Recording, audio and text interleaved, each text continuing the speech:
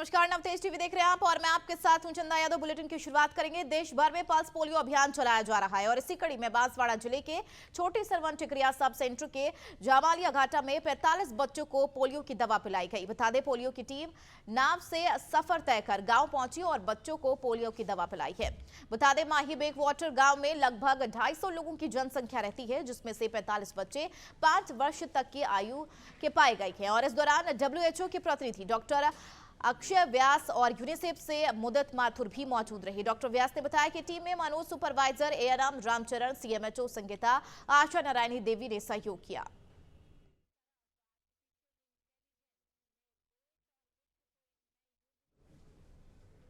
खबर झालावाड़ जिले की है, जहां भीषण सड़क हादसा देखने को मिला। बता दें, अखलेरा भोपाल मार्ग के पास NH 52 पर किसी अज्ञात ट्रक ने बाइक सवार 3 लोगों को कुचल दिया।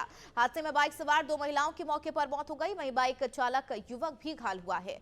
पुलिस ने घायल अज्ञात ट्रक चालक के खिलाफ मामला दर्ज कर ट्रक की तलाश में जुट गई है। उधर अलवर में श्वेतांबर पालीवाल जैन समाज द्वारा सम्मान कार्यक्रम का आयोजन किया गया। इस मौके पर साध्वी नेहा जैन की मां कांता जैन, पिता बालकृष्ण जैन सहित परिवारजनों का सकल समाज द्वारा सम्मान किया गया।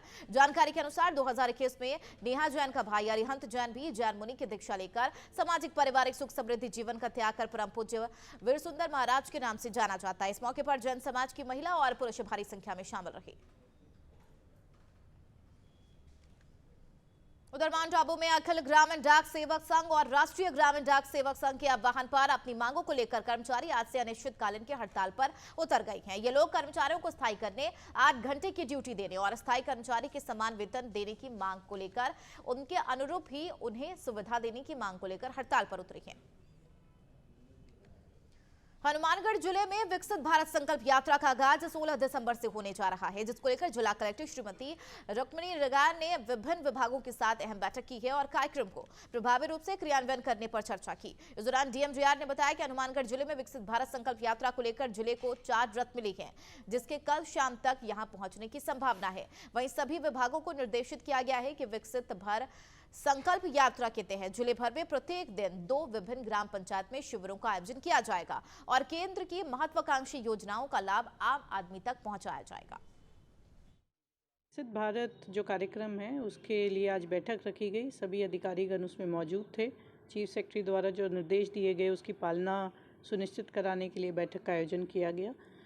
इसमें हर ग्राम पंचायत में एक रूट मैप बनाया गया है, जिसमें एक दिन में 2 ग्राम पंचायतें कवर की जाएंगी और SDM लेवल के ऑफिसर्स जो हैं वो इनके प्रभारी रहेंगे और जो भी स्कीम्स हैं उसमें ज़्यादा से ज़्यादा बेनिफिशरीज़ को जोड़ने का प्रयास किया जाएगा और IEC के माध्यम से उनको सूचना दिए जाए।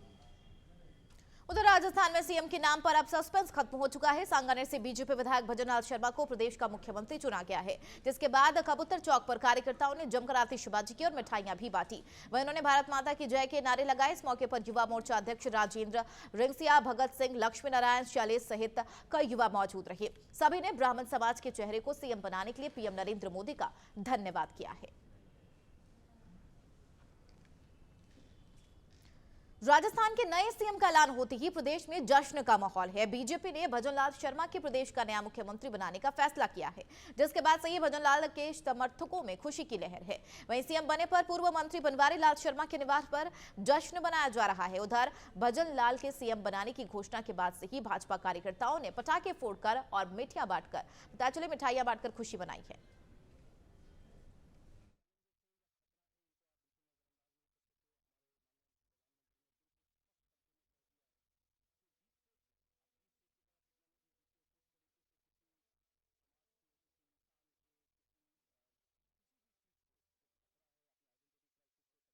बात है, सबसे पहले तो मैं भजनलाल जी को, स्वयं को, वो पार्टी को बधाई देना चाहता हूँ कि राजस्थान का एक युवा मुख्यमंत्री के कार्य संभाला है।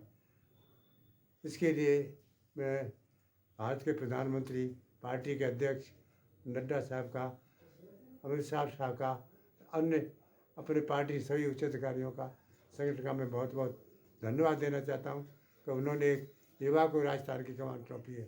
और विशेष करके हम लोगों को जो भरतपुर संभाग के रहने वाले हैं, धौलपुर ज़िले के लोगों को विशेष खुशी हुई है कि वो हमारे संभाग के ही निवासी हैं। मेरे व्यक्तिगत रूप से परिचित व्यक्ति हैं। मेरे बच्चे अशोक शर्मा के खास मिलने वाले थे। हमें उम्मीद है संगठन के आदमी है, हमें उम्मीद है कि वो धौलपुर में जो बीजेपी की हालत ख़राब हुई है उसको संभालने में निकट भविष्य में पूरा सहयोग करके यहाँ की पार्टी को मजबूत करने में पूरा सपोर्ट करेंगे।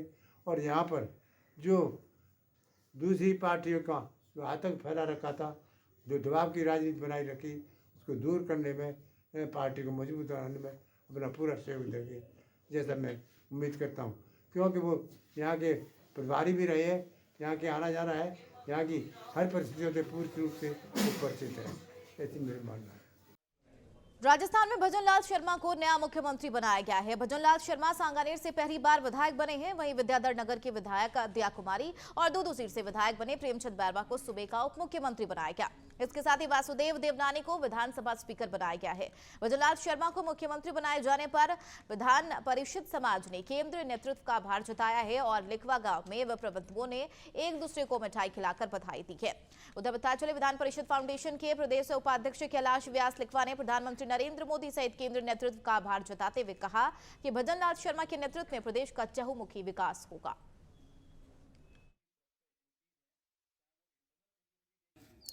नमस्कार, जय परशुराम। कैलाश व्यास लिखवा, प्रदेश उपाध्यक्ष विप्र फाउंडेशन राजस्थान। सभी प्रदेशवासियों को और सभी विप्र समाज को राजस्थान की बागडोर संभालने के लिए श्री भजनलाल शर्मा को भारतीय जनता पार्टी का मुख्यमंत्री बनाने का जो फैसला है उसका हम सब अभिनंदन करते हैं, स्वागत करते हैं।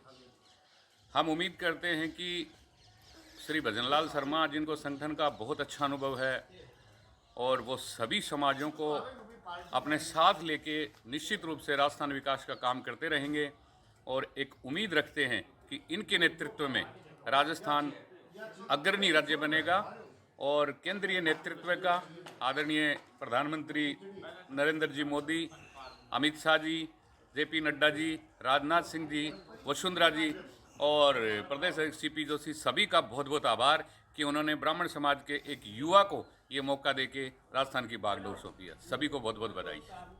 अनूपगढ़ के गांव 30 ओपीडी में 28 पीटीडी नहर के पास एक युवक ने फांसी लगाकर जान दे दी। मौके पर पहुंचे पुलिस ने शव को फंदे से उतारा और पोस्टमार्टम के लिए भेज दिया। वहीं पुलिस अधिकारियों ने बताया कि मामले की जांच की जा रही है। फिलहाल युवक के आत्महत्या करने का स्पष्ट कारण पता नहीं चल पाया है। भारत सरकार की योजनाओं के बेहतर क्रियान्वयन, लाभार्थियों तक योजनाओं का लाभ पहुंचाने को लेकर जयपुर में 14 दिसंबर से विकसित भारत संकल्प यात्रा का आगाज होने जा रहा है।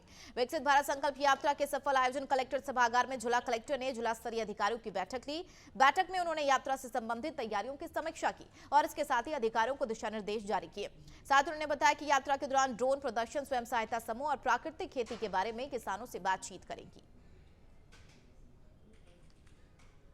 डिडवाना जिले की पुलिस को नई सौगात मिली है, जिसमें आपातकालीन सेवाओं के लिए 112 डायल की 6 गाड़ियां जिले में उपलब्ध कराई गई है। 112 डायल करते ही कोई भी सूचना मिलेगी तो तुरंत ड्राइवर के साथ में एक बीट अधिकारी और 2 कांस्टेबल के साथ ये गाड़ी मौके के लिए रवाना हो जाएगी। इस गाड़ी में तमाम तरह की सुविधाएं दी गई हैं, जिसमें 5 तो सर्विलेंस कैमरे लगाए गए हैं। गाड़ियों के अंदर वहीं फायर सिस्टम, मेडिकल सिस्टम और विभिन्न तरह के सिस्टम इसमें लगाए गए हैं। ऐप के माध्यम से यह सेवा सुचारू रूप से जारी है।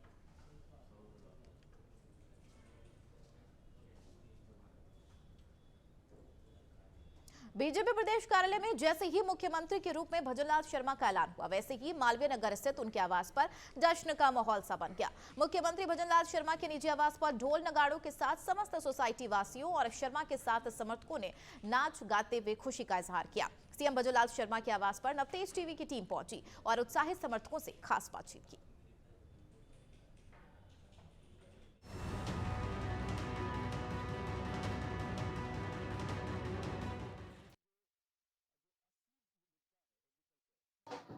हम इस समय मौजूद हैं राजस्थान के नए मुख्यमंत्री भजनलाल शर्मा के आवास पर।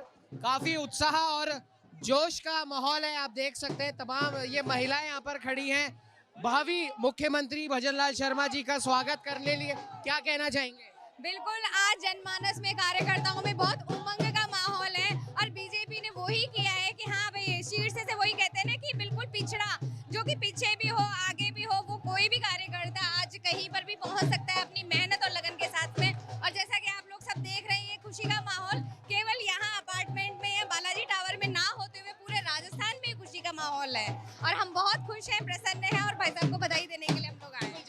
उनके नाम की जब घोषणा हुई थी, जब उनको विधायक का टिकट दिया गया था, क्या तब आप लोगों को लगा था कि वो मुख्यमंत्री बन सकते हैं?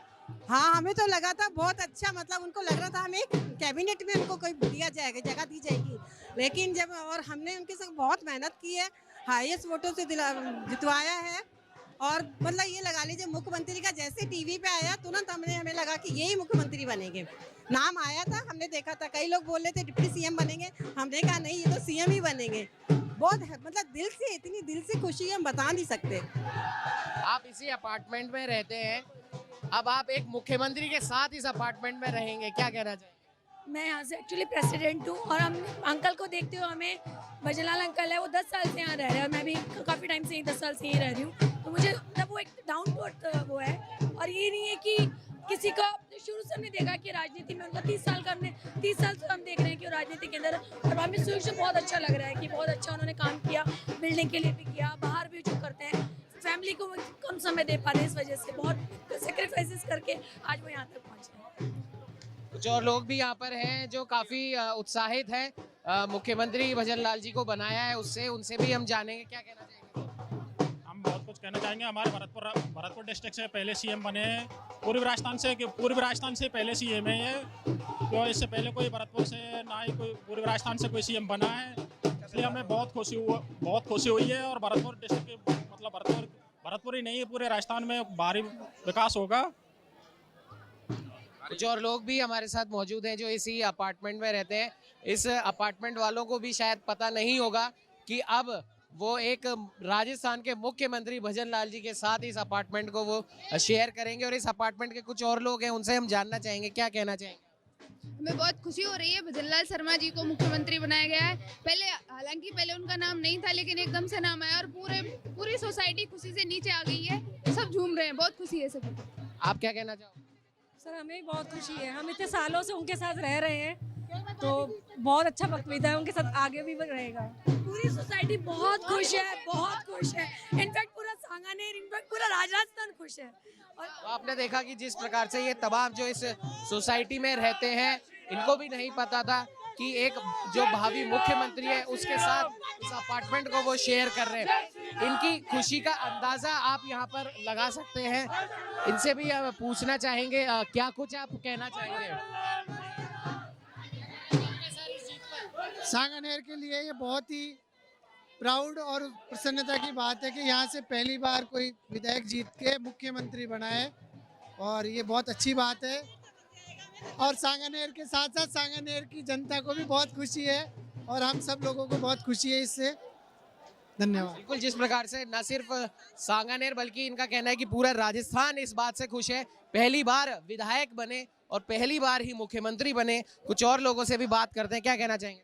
भाई साहब, ये सभी के लिए बहुत सौभाग्यशाली महसूस कर रहा है। सांगानेर का एक एक कार्यकर्ता, उसने जो मेहनत करी उसका जो प्रतिफल मिला, जो किसी ने सोचा नहीं था, ऐसा फल हमको मिला है। ये राजस्थान के कार्यकर्ता की और सबसे बड़ा एक छोटे से छोटे कार्यकर्ता को जिस तरह से ये भारतीय जनता पार्टी की क्वालिटी है, मैं कहता हूँ बहुत धन्यवाद कहता हूँ, साधुवाद कहता हूँ नरेंद्र मोदी जी को, जेपी नड्डा जी को, जिन्होंने एक छोटे से कार्यकर्ता को मुख्यमंत्री बना दिया, जो किसी ने नहीं सोचा था। हम सभी आश्चर्यचकित है और उत्साह से भरे हुए हैं। और अब आपको क्या लगता है कि सांगानेर की जो भी मूलभूत समस्याएं थी, अब भजनलाल जी मुख्यमंत्री हैं, अब सांगानेर में जो भी रुका हुआ जो विकास था, अब किस प्रकार से देखते हैं कि किस प्रकार वो अब आगे बढ़ेगा? मैं पहले तो ये कहना चाहूंगा, 20 साल से हमारे विधायक यहाँ पे रहे, सांसद हमारे रहे, महापौर रहे, सांगानेर कहाँ से कहाँ पहुंच गया। तो पहले तो ये नहीं कहूंगा कि सांगानेर में विकास नहीं हुआ, सांगानेर में बहुत विकास हुआ है। हाँ, लेकिन जो कांग्रेस के कार्यकाल के अंदर जो विकास रुका हुआ था, जो योजनाएं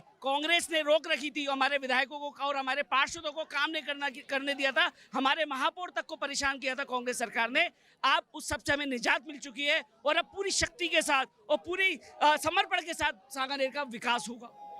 बिल्कुल, आप देख सकते हैं इन लोगों में उत्साह का माहौल है, और इनका साफ तौर पर ये कहना है कि अब भजनलाल जी जो पहली बार विधायक बने, पहली बार मुख्यमंत्री बने, अब जाहिर सी बात है न सिर्फ इस सोसाइटी में खुशी का माहौल है, एक उत्साह का माहौल है, बल्कि संपूर्ण सांगानेर विधानसभा में, संपूर्ण राजस्थान में एक प्रकार से उत्साह और जोश का माहौल है। क्या कहना चाहोगे बेटा आप? बीजेपी जिंदाबाद। भजन लाल जी जो मुख्यमंत्री बने हैं वो यही इसी अपार्टमेंट में रहते हैं, आप भी इसी अपार्टमेंट में रहते हैं, क्या कहोगे? वो रोज मिलते हैं मुझसे। अच्छा, क्या क्या क्या कहते हैं वो? पढ़ाई वढ़ाई करो, IAS बनो। तो देखा आप लोगों ने, इन बच्चों के अंदर भी काफी खुशी का माहौल है। बच्चे कह रहे हैं कि मुख्यमंत्री जी जो अभी बने हैं भजन लाल शर्मा जी, उनका भी ये बच्चों से जब मिलते थे तो उनसे कहते थे कि आप भी अच्छे से पढ़ाई करो, IAS बनो और आगे बढ़ो। तो आज वहीं कहीं ना कहीं भजन लाल जी भी आगे बढ़े हैं, पहली बार विधायक बने, पहली बार मुख्यमंत्री बने। कुछ और लोग हमारे साथ मौजूद हैं, उनसे भी हम जानना चाहेंगे। बताइए सर। भजन लाल जी भरतपुर के अटारी गांव से आते हैं और शुरू से ही RSS के कार्यकर्ता रहे हैं और आज ब्रजभूमि की पावन धरा को बहुत गर्व है कि आज वो CM के सर्वोच्च जो पद होता है राजनीति का, उस पर आज वो विराजमान हुए। हमें बहुत उसकी गर्व हो रहा है इसकी। आज गिरिराज महाराज की विशेष कृपा रही है भाई साहब पर, वे पूरे राजस्थान की जीत है। भजन लाल जी भाई साहब को बहुत बहुत शुभकामनाएं। आज भारतीय जनता पार्टी का प्रत्येक कार्यकर्ता बहुत हर्षोल्लास से इस जीत का जश्न मना रहा है, क्योंकि आप नीचे से सर्वोच्च पद पे पहुंचाना बहुत बड़ी बात है। माननीय मोदी जी का बहुत बहुत धन्यवाद, बहुत बहुत शुभकामनाएं भजन लाल जी भाई साहब को। पहले उन्होंने एक चुनाव और लड़ा, निर्दलीय लड़े, लेकिन वो उस समय किस्मत खराब थी जो हार गए हम। लेकिन फिर उसके बाद वो लगातार राजनीति के इस पथ पर चलते रहे और फिर उनको सांगानेर से मौका दिया और उन्होंने इस मौके को बनाया और यहाँ से एक बड़ी जीत, विराट जीत के साथ वो आगे बढ़े राजस्थान में इस राजनीति के फील्ड में। और मोदी सरकार ने उनको एक अच्छा पद देकर भरतपुर के लिए उन्होंने गौरवान्वित किया, भरतपुर के क्षेत्र को, ब्रजभूमि को। और इसी के साथ मैं यही कहना चाहता हूँ, बोल गिरिराज महाराज की जय। सांगानेर विधानसभा में इस समय हम खड़े हैं भजन लाल जी के आवास के बाहर। हमारे साथ में पंडित दीनदयाल जी शर्मा जो कि बीजेपी के संस्थापक सदस्य हैं, उनके परिवार से मधु शर्मा जी खड़े हैं। हालांकि इन्होंने भी सांगानेर से दावेदारी जताई थी, लेकिन उसके बाद जब भजन लाल जी का नाम आया तो इन्होंने भी अपने दावेदारी खत्म करके उनका साथ दिया। मधु जी, आज भजन लाल जी जीते हैं, कैसा लग रहा है आपको? बहुत अच्छा लग रहा है, एक कार्यकर्ता की जीत हुई है। और संगठन में जो भारतीय जनता पार्टी है वो हमेशा संगठन में कार्यकर्ता को चुनाव करती है और कुछ भी हो सकता है। मोदी जी ने को मैं प्रधानमंत्री जी को बहुत बहुत धन्यवाद देना चाहती हूँ, जिन्होंने एक कार्यकर्ता को लेकर के ये नियुक्ति दी है, उसके लिए बहुत बहुत बधाई और शुभकामनाएं देती हूँ। और जैसा कि अभी जंगल जो राज चल रहा था पूरा 5 साल तक, उसमें अब लगाम कसी जाएगी। और जिस तरीके से महिलाओं अत्याचार है, तो हमारे मुख्यमंत्री जी आज महिलाओं के ऊपर जो हो रहे हैं अत्याचार है और जो अपराधी है जिस तरीके का दुष्कर्म करते हैं और महिलाओं पे अत्याचार करते हैं, उसके लिए वो कठोर से कठोर कानून बनाएंगे और कठोर पनिशमेंट उसको देंगे।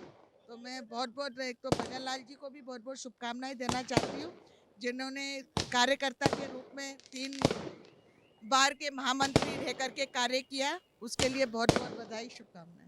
आप लोगों ने किसी प्रकार से यहाँ पर उत्साह और जोश और उमंग उल्लास का माहौल है और जाहिर सी बात है तमाम जो ये सोसाइटी के लोग हैं, तमाम जो भजन लाल शर्मा जी जहाँ भरतपुर के अटारी गांव से आते हैं, उस गांव के जो लोग मौजूद हैं यहाँ पर, वो इस चीज़ को वो सेलिब्रेट कर रहे हैं और भावी मुख्यमंत्री के आने का वो इंतज़ार कर रहे हैं, ताकि इस उत्साह इस जोश में हम कह सकते हैं एक नया उत्साह भरे। और कहने वाली बात यह है कि अब जो भी हमने देखा मध्य प्रदेश में, जो हमने देखा छत्तीसगढ़ में, अब वही चीज़ हमने राजस्थान में देखी। वाकई में किसी ने भी शायद सोचा नहीं होगा कि पहली बार विधायक बने भजन लाल शर्मा जी को मुख्यमंत्री का पद दिया जा सकता है। जाहिर सी बात है अब भजन लाल शर्मा जी के ऊपर काफ़ी उम्मीदें लोगों की हैं और सबसे बड़ी बात है राजस्थान जो कि महिला अपराध में नंबर 1 हुआ था, बुजुर्गों, युवाओं, किसानों के जो हम कह सकते हैं जो ज़रूरतें थी वो कहीं ना कहीं 4.5-5 साल में पूरी नहीं हुई। उन तमाम ज़रूरतों को, उस राजस्थान को इस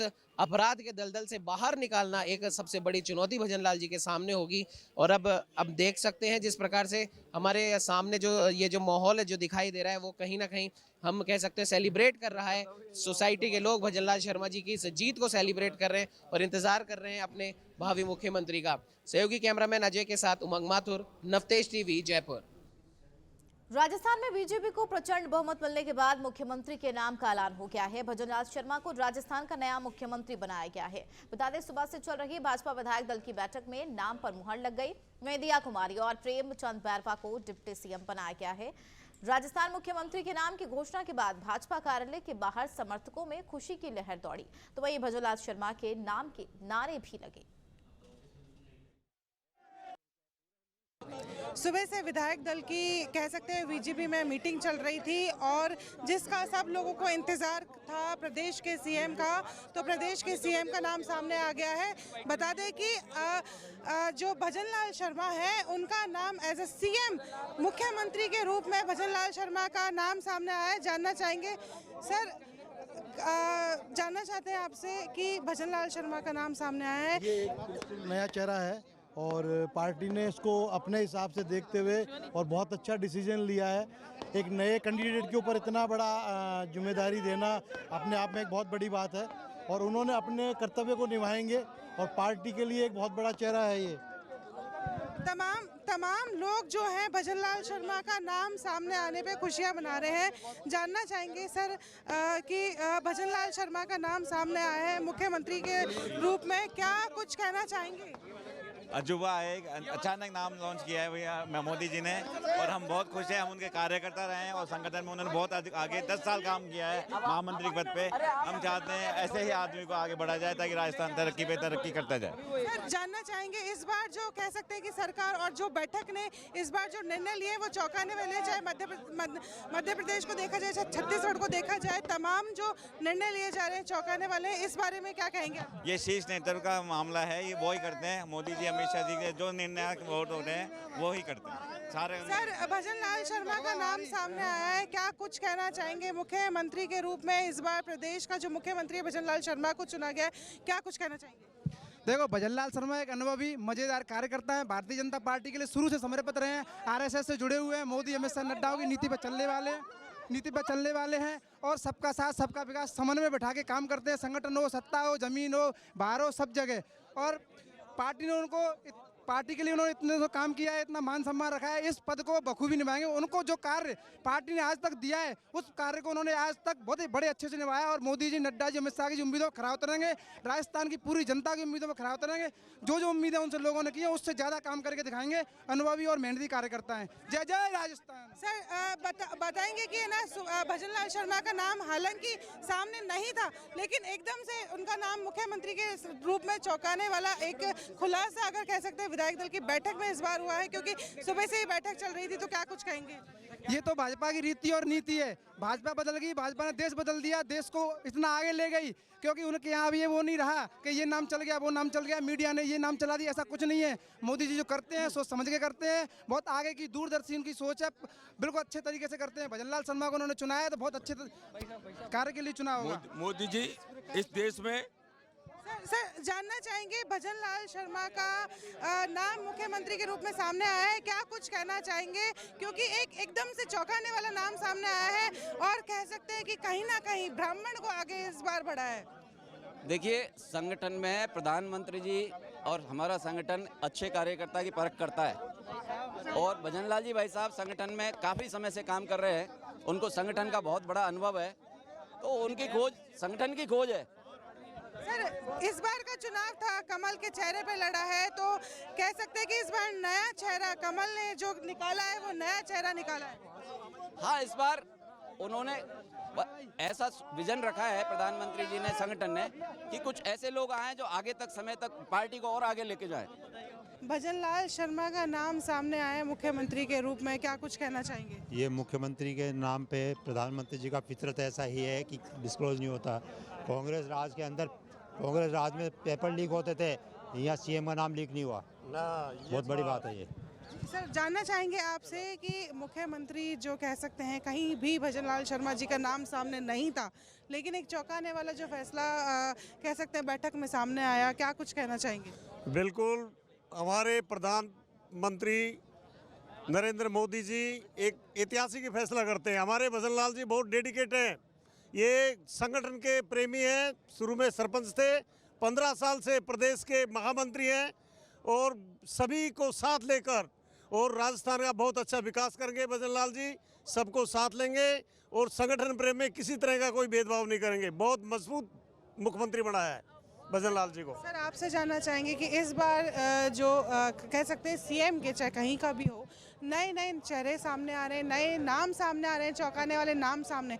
ऐसे ही अगर बात करें राजस्थान की तो भजन लाल शर्मा जी का नाम सामने आया है, क्या कुछ कहना चाहेंगे? भजन लाल शर्मा एक साधारण कार्यकर्ता है जिसको कि मोदी जी ने बहुत ऊपर पहुंचाया है, और बीजेपी में ये होता ही है, साधारण कार्यकर्ता को ऊपर पहुंचाया जाता है, शीर्ष नेतृत्व यही है। और अब डबल इंजन की सरकार राजस्थान में आई है तो राजस्थान को बहुत कुछ विकास होगा। बात करें कि अगर राजस्थान के विकास की एक नया चेहरा सामने आया है, लोगों की कई उम्मीदें थी और कई जो कयास लगाए जा रहे थे पुराने नामों को लेकर, उसके बारे में क्या कहना चाहेंगे? जहाँ तक अब मोदी जी ने इनको डिक्लेयर कर दिया है तो हम इनका स्वागत करते हैं। वैसे मेरी निजी राय में मैं दिया कुमारी जी का समर्थक हूँ, तो मेरी इच्छा ये थी कि दिया कुमारी जी को बनाया जाना चाहिए था कि महिला नहीं बनाया गया है।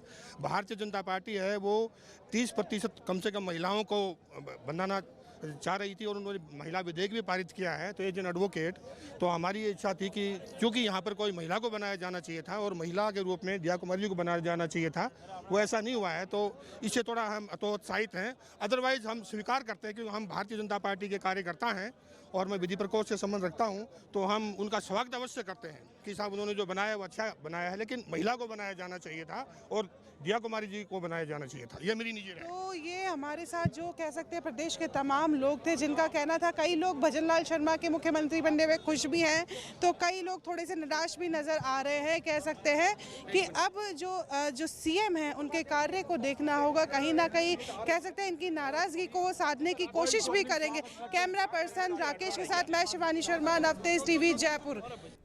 चलिए बढ़ेंगे आगे। हाथरस में युवक को अवैध खनन की सूचना देना भारी पड़ गया। युवक ने एसडीएम और तहसीलदार पर मारपीट के आरोप लगाए हैं, साथ ही कहा कि अवैध खनन की सूचना देने पर उसके साथ जमकर मारपीट की गई। युवक ने अपने फेसबुक पेज से वीडियो वायरल कर न्याय न मिलने पर डीएम कंपाउंड पर आत्मदाह करने की धमकी दी, जिसके बाद डीएम ने मामले में जांच के आदेश दिए हैं।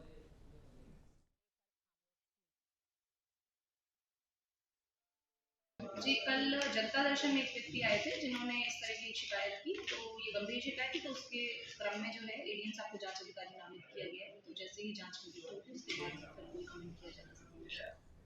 सोनभद्र में एमपी एमएलए कोर्ट ने अहम फैसला सुनाया है, जहां दूधी विधानसभा से भाजपा विधायक रामदुलार कोर्ट को रेप मामले में कोर्ट ने पुलिस हिरासत में भेजा है। रामदुलार गोंडा की सजा पर कोर्ट फैसला 15 दिसंबर को सुनाएगी। रेप के मामले में मुकदमा 2014 से चल रहा है, जिस पर पीड़िता के भाई ने कहा है कि न्याय की जीत होगी और विधायक को कम से कम 20 साल की सजा होनी चाहिए।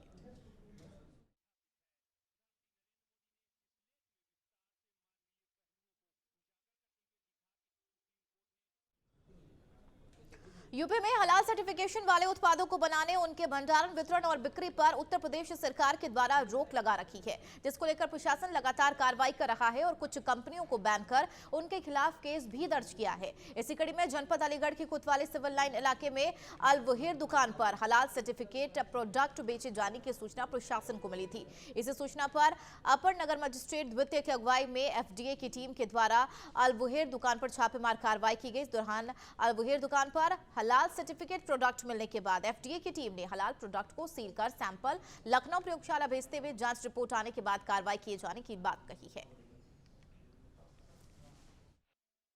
देखिए, हलाल प्रोडक्ट उत्तर प्रदेश में बैन है और इस बैन के कंप्लायंस के लिए यहाँ हमने जांच की। जांच उपरांत कुछ जो प्रोडक्ट मिले हैं जिसमें कैंडी हैं, चॉकलेट्स हैं, मसाले हैं, उन प्रोडक्ट को तत्काल हमने सैंपल ले ली हैं। इनको जांच के लिए भी भेज रहे हैं और शेष बचे हुए माल को सीज कर रहे हैं। अभी कार्रवाई चल रही है और इसको कार्रवाई समाप्त होने के पश्चात आपको बताते हैं। इनमें चूँकि ये बैन है उत्तर प्रदेश में, आयुक्त खाद्य सुरक्षा उत्तर प्रदेश की तरफ से इस प्रकार का आदेश है और विक्रय इस प्रकार के उत्पाद नहीं कर सकते। इसके लिए हम सघन रूप से कार्रवाई कर रहे हैं, जांच कर रहे हैं और जहां भी इस प्रकार के होंगे उसके विरुद्ध कार्रवाई करेंगे। एक्चुअल में प्रदेश में माननीय मुख्यमंत्री जी के दिशा निर्देशन में हलाल के प्रोडक्ट पर प्रतिबंध लगाया गया है। जिलाधिकारी महोदय ने उसी के निर्देश के क्रम में डायरेक्शन दिया है कि शहर में इस तरीके के कोई प्रोडक्ट ना बेचे जाएं, इसकी जांच की जाए। हमारे पास इनपुट था कि यहाँ पर हलाल के प्रोडक्ट बिक रहे हैं, इसलिए हम अपनी फूड डिपार्टमेंट की टीम लेकर के यहाँ आए जिसमें हलाल के प्रोडक्ट यहाँ पर पाए गए हैं और उन प्रोडक्ट को हमने सील किया है, जिनकी सैंपलिंग करके हम लखनऊ को भेजेंगे और शेष जो सामान है वो सील करके इनकी ही दुकानदार की ही अभिरक्षा में दे रहे हैं हम। राजस्थान में मुख्यमंत्री के नाम पर बना सस्पेंस अब खत्म हो चुका है। राजस्थान में सांगानेर से पहली बार विधायक बने भजन लाल शर्मा को मुख्यमंत्री बनाया गया। इस नाम के साथ भाजपा ने एक बार फिर सबको चौंका दिया है, जैसे कि मध्य प्रदेश और छत्तीसगढ़ में देखने को मिला, जहां एक तरफ मोहन, दूसरी तरफ विष्णु और राजस्थान में भजन लाल शर्मा है। इसी के साथ बीजेपी ने ओबीसी, आदिवासी और ब्राह्मण वोटर्स को साधने की पूरी कोशिश की, जिसका परिणाम 2024 के लोकसभा चुनाव में देखने को मिलेगा। भजन लाल शर्मा के हाथ में राजस्थान की कमान। दिया कुमारी और प्रेमचंद बैरवा होंगे डिप्टी सीएम। वासुदेव देवनानी होंगे विधानसभा स्पीकर। ब्राह्मण, राजपूत और दलित पर खेला दाव।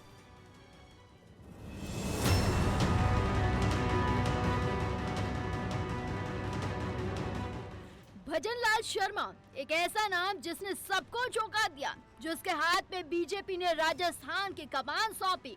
मध्य प्रदेश और छत्तीसगढ़ में देखा था कि किस तरह भाजपा ने वहां पर नए चेहरे उतारकर सबको शॉक किया था, और अब राजस्थान में पहली बार विधायक बने भजन लाल शर्मा को राजस्थान का ताज पहनाकर सबको हैरान कर दिया।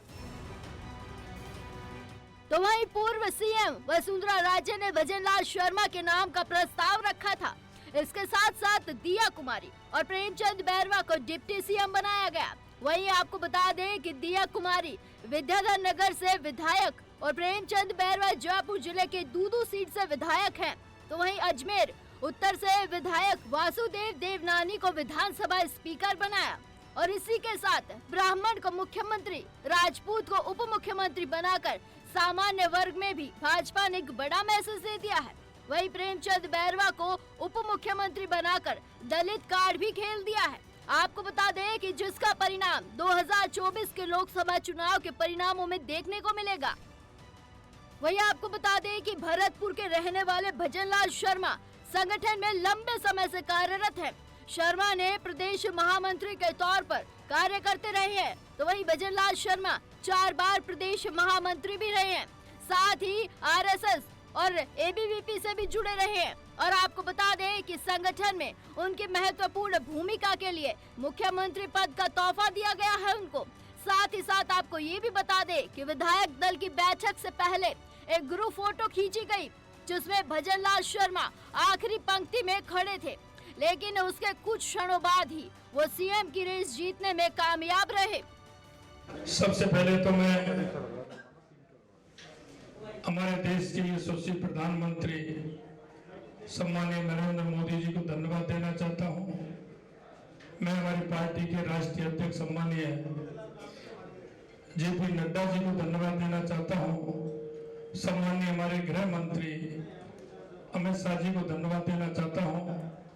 हमारे रक्षा मंत्री सम्मानीय राजनाथ सिंह जी को धन्यवाद देना चाहता हूं, और हमारे पर्यवेक्षक महामंत्री हमारे सम्मानीय विनोद तावड़े जी, उपाध्यक्ष हमारी बहन सरोज जी, उनको भी धन्यवाद देना चाहता हूं। और जिन्होंने नाम का प्रस्ताव किया, हमारी पार्टी की राष्ट्रीय उपाध्यक्ष और पूर्व मुख्यमंत्री माननीय वसुंधरा राजे जी का भी धन्यवाद देता हूं, और माननीय प्रदेश अध्यक्ष जी का भी मैं तहे दिल से बहुत बहुत धन्यवाद देना चाहता हूं। हमारे प्रभारी माननीय अरुण सिंह जी का मैं बहुत बहुत धन्यवाद देना चाहता हूं।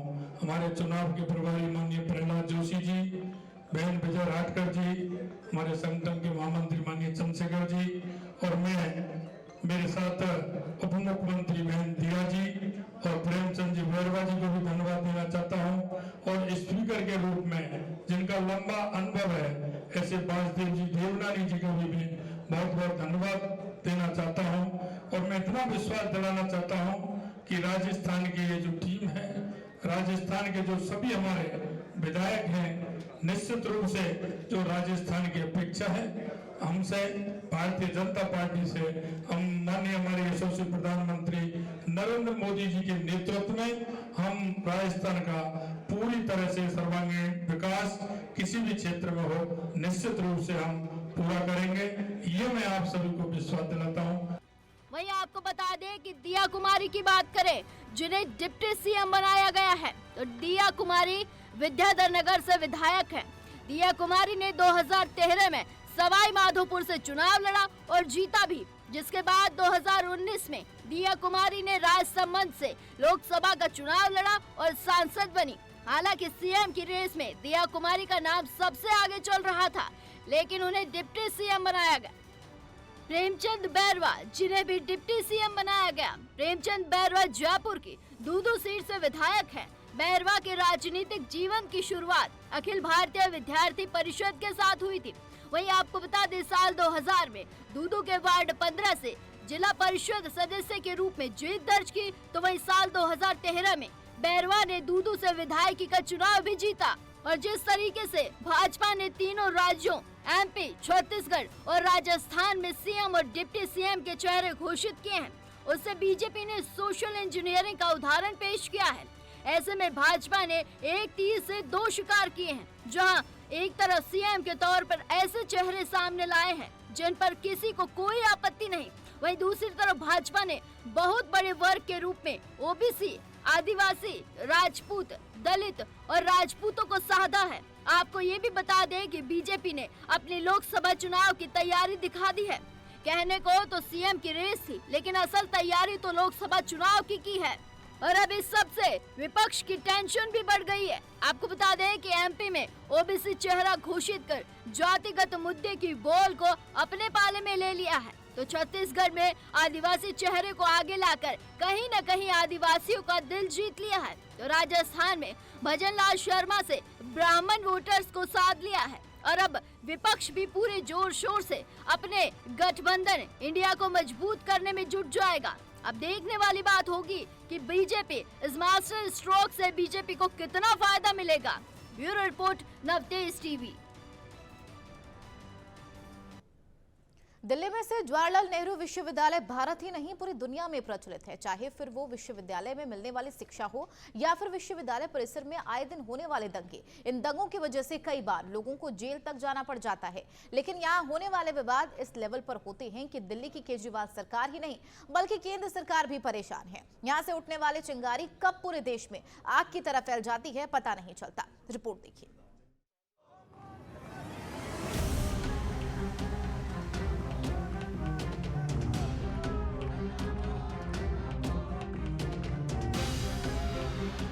दिल्ली सहित देश और दुनिया में चर्चित जवाहरलाल नेहरू विश्वविद्यालय प्रशासन ने आए दिन होने वाले छात्रों के विरोध प्रदर्शन को लेकर एक बड़ा फैसला सुनाया है। प्रशासन ने ये फैसला लिया है कि अकादमिक भवनों के 100 मीटर के दायरे में धरना प्रदर्शन करने पर और दीवार पर पोस्टर लगाने पर 20,000 रुपए तक का जुर्माना होगा। इसी के साथ मामला गंभीर होने पर यूनिवर्सिटी से निष्कासन तक की सजा सुनाई जा सकती है। इसी के साथ जेएनयू ने नए आदेश में बताया कि किसी भी राष्ट्र विरोधी गतिविधि के लिए छात्रों को 10,000 रुपए तक का जुर्माना देना पड़ सकता है और ये सब नियम यूनिवर्सिटी के अलग अलग स्कूलों के अकादमिक भवनों पर लागू होते हैं। नए नियमों के दायरों में कक्षाओं और प्रयोगशालाओं के अलावा अध्यक्षों, डीन और अन्य महत्वपूर्ण पदाधिकारियों के कार्यालय भी शामिल हैं। जेएनयू प्रशासन ने ये हिंसा और झड़प को रोकने के लिए फैसला लिया है।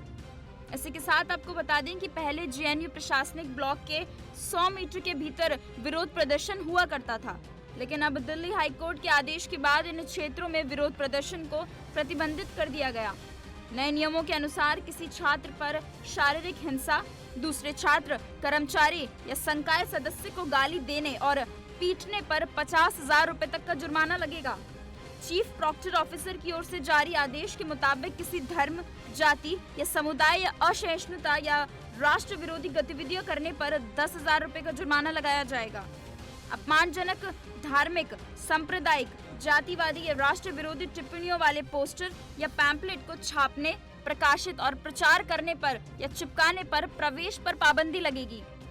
लेकिन इन खबरों के बीच खास बात यह है कि यदि कोई छात्र भूख हड़ताल, धरना या अन्य गतिविधियों में शामिल पाया जाता है तो उस पर या तो 20,000 रुपए का जुर्माना लगाया जाएगा या फिर 2 महीने के लिए छात्रावास से बेदखल कर दिया जाएगा। जबरदस्ती घेराव, धरना या यूनिवर्सिटी के कामकाज को बाधित करने या हिंसा भड़काने वाले कार्य पर भी दंडित किया जाएगा। यदि किसी छात्र पर 5 या उससे ज्यादा बार जुर्माना लग चुका है तो उसे अध्ययन के लिए अवधि के लिए जेएनयू से निष्कासित कर दिया जाएगा। इसके अलावा छात्र को प्रतिबंधित गतिविधियों में शामिल होने का दोषी पाया जाता है तो उसे अगले सेमेस्टर के लिए रजिस्ट्रेशन की इजाजत नहीं मिलेगी। किसी भी छात्र के खिलाफ झूठा आरोप यूनिवर्सिटी से निष्कासन का कारण बन सकता है। लेकिन ऐसा होने पर जवाहरलाल नेहरू विश्वविद्यालय के छात्र कैसे चुप रह सकते थे? उन्होंने इस फैसले का जमकर विरोध किया। छात्र संघ के नेताओं का कहना है कि यह परिसर में असहमति को दबाने का प्रयास है। JNU-SU ने इसे वापस लेने की मांग की है। यूनिवर्सिटी प्रशासन चीफ प्रॉक्टर कार्यालय के नए आदेश को तत्काल प्रभाव से रद्द करें। इसके विरोध में JNU छात्र संघ ने जल्द ही एक बैठक भी बुलाई है और अब देखना यह होगा कि क्या छात्रों की मांग को पूरा किया जाता है या फिर विश्वविद्यालय प्रशासन अपने फैसलों पर टिका रहता है। Bureau report, Navtej TV. चलिए, बुलेटिन में फिलहाल मेरे साथ इतना ही। नमस्कार।